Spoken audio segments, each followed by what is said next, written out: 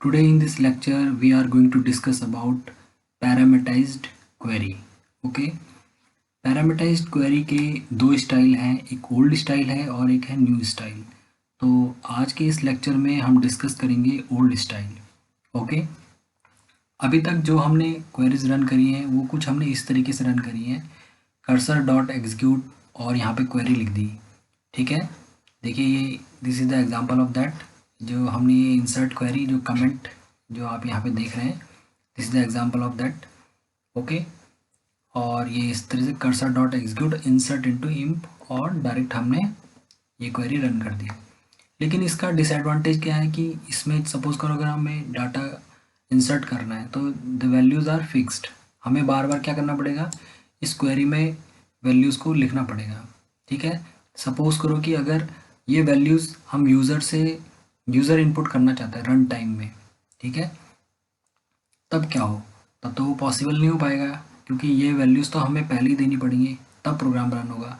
लेकिन run time में अगर हम यूज़र से चाहते हैं कि यूज़र इनपुट करे इन वैल्यूज़ को, तो फिर हमें जो है ये तरीका पैरामीटराइज्ड जो क्वेरी है इनको यूज़ करना पड़ेगा। ठीक है, तो इनमें भी दो स्टाइल हैं, old style and new style.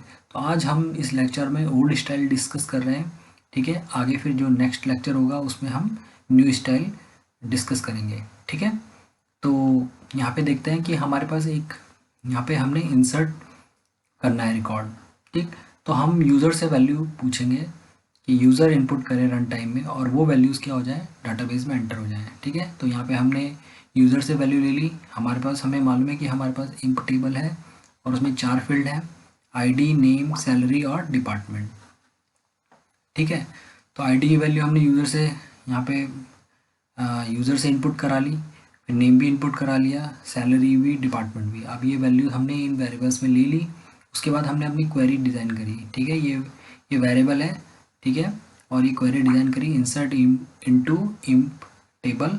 ये फील्ड है हमारे वैल्यूज़ और कुछ हम इस तरीके से लिखेंगे। ठीक है, वो वैल्यूज़ यहाँ पे डायरेक्ट ना लिख के हम कुछ इस तरह से परसेंटेज एस, ये एक तरह से इस तरीके से हम यहाँ पे लिखेंगे। ठीक है, ये हमने क्वेरी डिज़ाइन कर ली। अब यहाँ पे हमने एक टपल क्रिएट किया जिसका नाम रखा मैंने माई टी।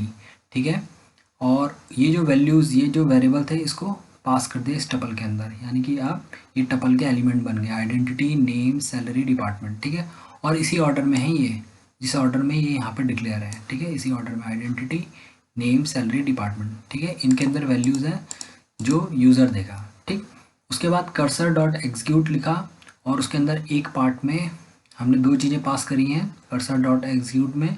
एक तो क्वेरी पास करी है, दूसरा टपल को पास कर दिया। ठीक, और उसके बाद हमने क्या कर दिया, कमिट कर दिया। जैसे ही हम इस कमिट को रन करेंगे, ये जो भी चेंजेस, जो भी डाटा हम इंसर्ट करना चाहेंगे वो इंसर्ट हो जाएगा। ठीक है, तो एक बार इसको रन करके देखते हैं और देखते हैं कि कैसे ये क्वेरी काम करती है। और ये रिकॉर्ड हमने इंसर्ट किया है यहाँ पे, आईडी 111, नमिता, नेम और सैलरी 60,000 और डिपार्टमेंट सेल। अब देखते हैं कि ये डाटाबेस में रिफ्लेक्ट हुआ है कि नहीं हुआ ये रिकॉर्ड। ओके, और ये हमने डाटाबेस को ओपन कर दिया, रिफ्रेश किया, टेबल को ओपन किया और ये देखिए यहाँ पे हमारा जो डाटा जो हमने इंसर्ट किया था वो टेबल में आ गया है। ये देखिए, अभी हमने जो डाटा डाला था 111 नमिता 60,000 और सेल्स, ये यहाँ पे आ चुका है। ठीक है, तो हमारी इंसर्ट क्वेरी रन हो चुकी है। ओके,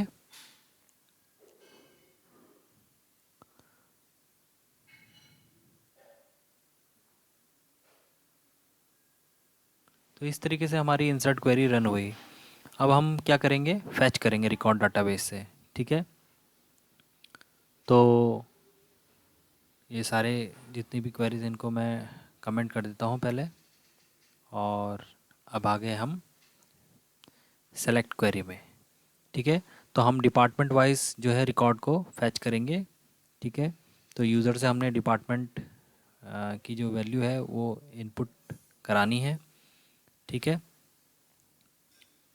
उसके बाद ये हमारी क्वेरी है, select star from emp where department equal to percentage S, कुछ इस तरीके से लिखेंगे हम। और ये हमारी टपल है जिसमें हमने डिपार्टमेंट को असाइन कर लिया है। ठीक है, और फाइनली हम क्या करेंगे, कर्सर डॉट एग्जीक्यूट लिखेंगे, क्वेरी और टपल को पास कर देंगे। ठीक है, रिकॉर्ड्स में जो हमारा कर्सर डॉट फैच ऑल है, जितने भी रिकॉर्ड्स होंगे वो जो हमारा रिज़ल्ट सेट होगा उसमें रिकॉर्ड्स में आ जाएगा। तो इसको रन करके देखते हैं। Department wise department sales type करेंगे और ये देखिए सामने सारे सेल्स के जितने एम्प्लॉय हैं सबका रिकॉर्ड हमारे सामने है। ठीक है।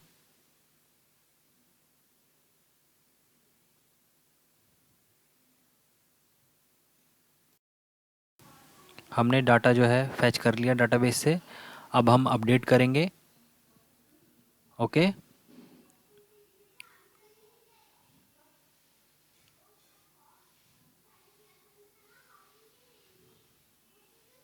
और यहाँ पे हम आइडेंटिटी यूज़र से ले लेंगे। ठीक है, जो कि वो रन टाइम में डालेगा। ठीक है। उसके बाद हमने नेम इनपुट कराया। क्या जो हम नेम को चेंज कर रहे हैं तो हमने नया न्यू नेम वहाँ यहाँ पे इंसर्ट करा लिया यूज़र से। ठीक है। तो ये क्वेरी है हमारी, update team set name equal to percentage S where ID equal to percentage S. Okay. ये टपल है हमारी। यहाँ पे हमने नेम को पास कर दिया और आइडेंटिटी पास कर दिया हमने। ठीक है। उसके बाद हमने कर्सर डॉट एग्जीक्यूट में क्वेरी और अपने टपल को पास कर दिया। ठीक है। और फाइनली हम इसको कमिट कर देंगे। ठीक है। तो अभी देखते हैं हम यहाँ पे हमारे पास डाटाबेस में एक रिकॉर्ड है जिसकी आईडी 111 है, नेम नमिता है। इसी रिकॉर्ड को हम क्या करेंगे, अपडेट करेंगे। इसका नाम हम चेंज करके देखेंगे। ओके। ठीक है। तो इसको रन करते हैं क्वेरी को और देखते हैं कैसे काम करती है। ये आईडी एंटर करी हमने और ये न्यू नेम हम रखते हैं लक्ष्मण। और देखते हैं कि इस क्वेरी का इफ़ेक्ट डाटाबेस में हुआ है कि नहीं हुआ है। रिफ़्रेश करते हैं टेबल को चेक करते हैं और ये देखिए यहाँ पर वो रिकॉर्ड जिसकी आईडी 111 थी और ओल्ड नेम नमिता था, तो उसका नाम अब चेंज हो गया है नमिता से लक्ष्मण। ठीक है। तो इस तरीके से हमारी अपडेट क्वेरी काम करेगी। ठीक है।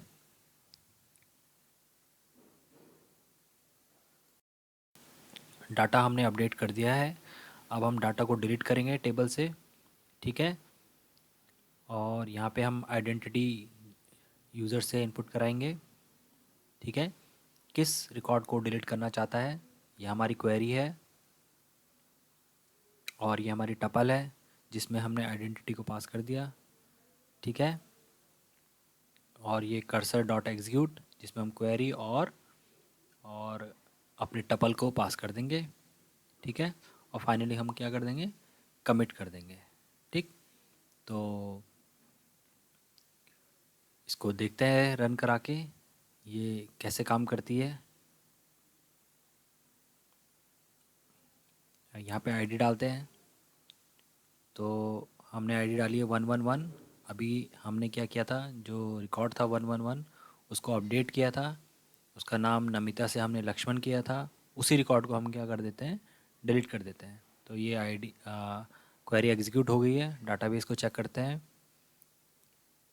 और देखते हैं कि रिकॉर्ड एग्जिस्ट कर रहा है अभी कि नहीं कर रहा है। तो ये देखिए रिकॉर्ड आपका डिलीट हो चुका है। ठीक है। रिकॉर्ड यहाँ पे एग्जिस्ट नहीं कर रहा है। ठीक है। तो यहाँ पे भी देखिए कि ये देखिए यहाँ पे आईडी है 3। ठीक है। तो एक रिकॉर्ड और डिलीट करके देखते हैं। तो जो जिसकी आईडी 3 है उस रिकॉर्ड को देखते हैं। ओके।